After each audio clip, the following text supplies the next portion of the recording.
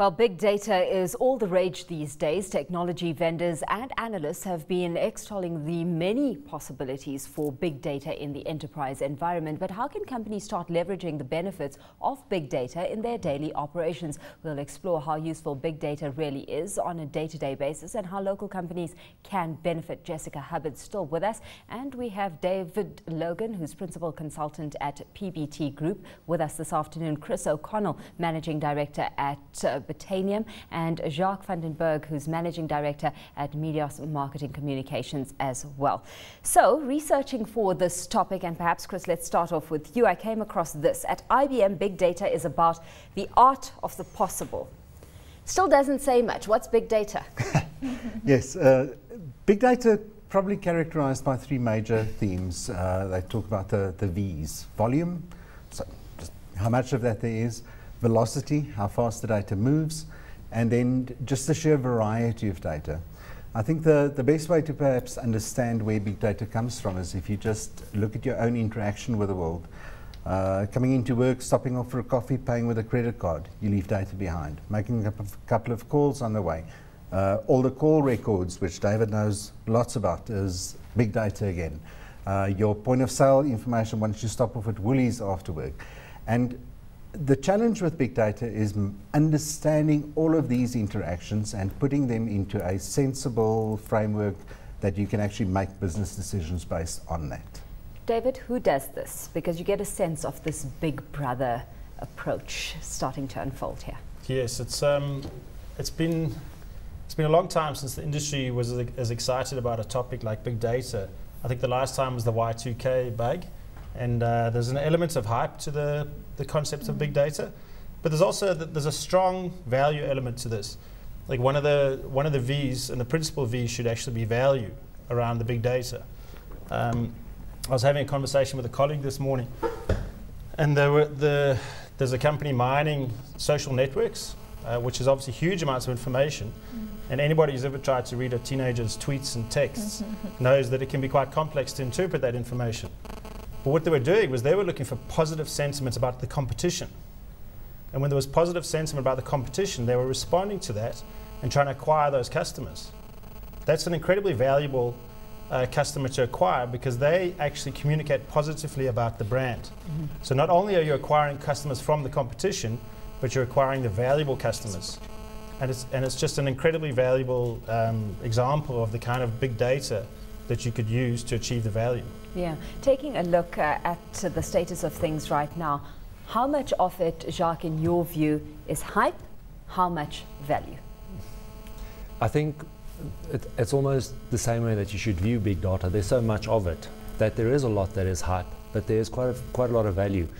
And the trick with the value is finding out what matters to you and breaking it down to your niche. From a marketing point of view, what we have a look at is trying to find the perfect customer and trying to break it away from noticing that there's 400,000 people who like cycling, but finding out which one of those would like a 20,000 rand mountain bike and is available in Johannesburg and would like to spend it over the weekend.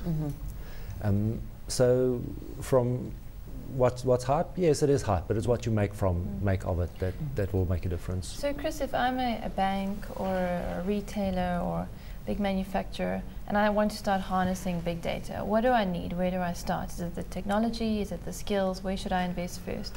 The technology is obviously a big issue. In the past few years, there's been technologies that emerged that allows us to process massive amounts of data really fast. Processes that perhaps even a few years ago would run in for weeks, you can now do in seconds. So some of the technology is in fact there and allows you to do this.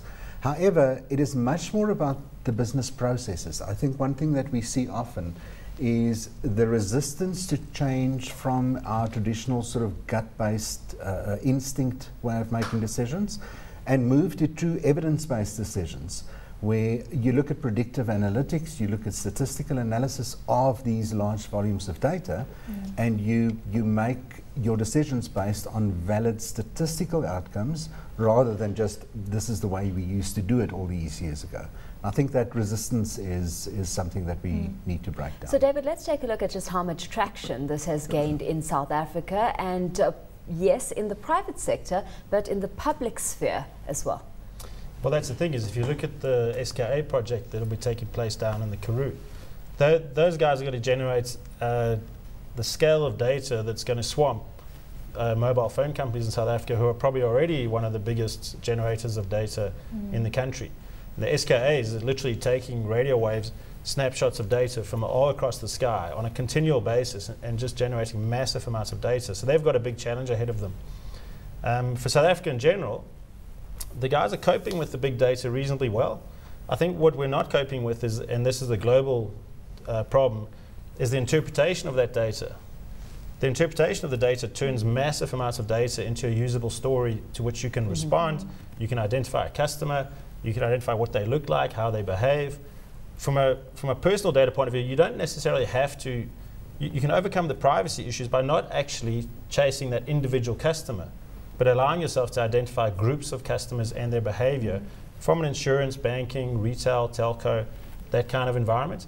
And for the government to know their base as well. The government needs to know who their citizens are and how they behave, and who likes what, and which services do they like, which services are not being delivered. And the ability to interpret the absolute tsunami of data that comes in and turn it into an actionable decision is where the skill shortage in South Africa is at the moment. That's a global problem though, right? It's a Those global deep problem as analytical well, yeah. skills, Are there case studies of who's getting it right, who's overcoming the challenges to interpreting the data correctly and leveraging off the opportunity? Well, Facebook is actually a great case study. With their IPO, they had a lot of flack for not understanding what their revenue model is, and they've started to understand big data and understand how to turn that into revenue. And what they've been able to do is use big data to sell small slivers of customers to marketers and to advertisers, and to refine their marketing model so that it's much more accessible, and so that it has much more value on a one-to-one basis. And they're able to do that because they can break it down into so many different levels, and they can choose the variety that they spoke of earlier to make it relevant to customers.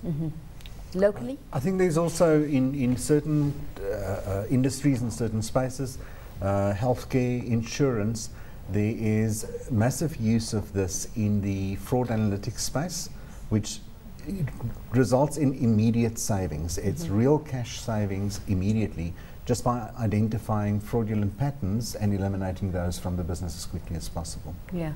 Taking a look at the regulatory framework and that regulatory environment, is it evolving as quickly as the technology is and requires it to? Well, that's the thing, is like I think there's sometimes a conflict between the regulatory environment, which has very strict conditions about what data you can use and how you can use it, and then the desire of companies to exploit that data for the maximum value. And in some cases, like the regulatory environment is there to protect the consumer, and the companies want to serve the consumer. And when they're in conflict, you have to come to a resolution, and the regulation battles to keep up with the sort of innovation, the pace of change, and the volume of the data that's coming through. It's very hard to regulate in advance for things that are going to only develop over the next year or so. The challenge is that with the internet in the state it is, anonymity is just about impossible anyway. You know, so it is protecting financial information and the likes where we can, but if you're on the internet, if you've got an email address and you're on Facebook, you're known to the world. Simple as that. Could you give an example of how a smaller business who doesn't have budget for expensive technology or those deep analytical skills we've been talking about, how could a small guy make use of the data that's out there to increase sales or drive awareness? We were actually having this discussion before the panel. For instance, when you're trying to harness Facebook, Twitter, LinkedIn, all those social networks, if somebody develops a product which interprets those, you might as well do it for a lot of companies. If a small company wants to do it, they almost have to reinvent what you could do for everybody.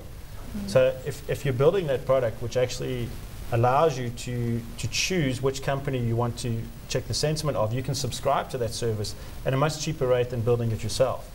So in that case, you're actually only paying for the value that you're receiving from the sentiment that you get. You do not have to build it for yourself.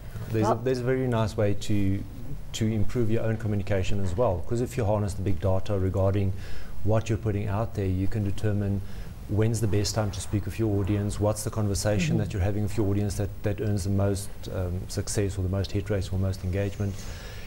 So if you take down the small data and you take the big data, you break it down only in terms of your customers, you tend to extract quite a lot of value out of it.